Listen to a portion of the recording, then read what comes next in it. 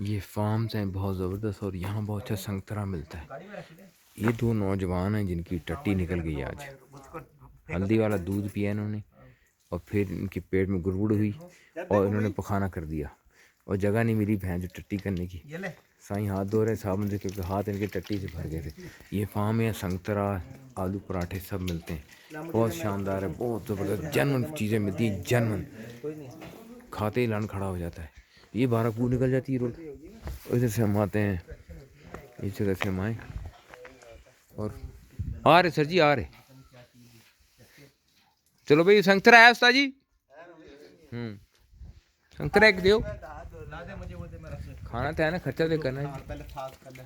संतरा देखिए, ये रहा संतरा जी।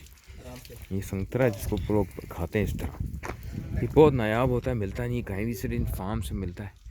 और बस लोग यहाँ ये संतरे खाते हैं, फिर कहते हैं उस तरह लगा के नीचे कहते हैं फिर लेट जाओ उस तरह, फिर याते हैं एक दूसरे को। जिस तरह ये दोनों लोड़े लगे हुए, ये दोनों लोड़े लगे, बूंदे इनकी गीली हो गई यहाँ टट्टी के चक्कर में। तुम दोनों का पखाना कैसे निकला आज? क्या वजह थी? हल्दी वाला दूध पीने से निकला है? ये दोनों आज गर्म थे, कह रहे हल्दी वाला दूध पियेंगे और फिर चुदाई कर पखाना निकलेगा बहन चौधों का। बड़ा बड़ा पखाना निकला है, ये आके रखा है।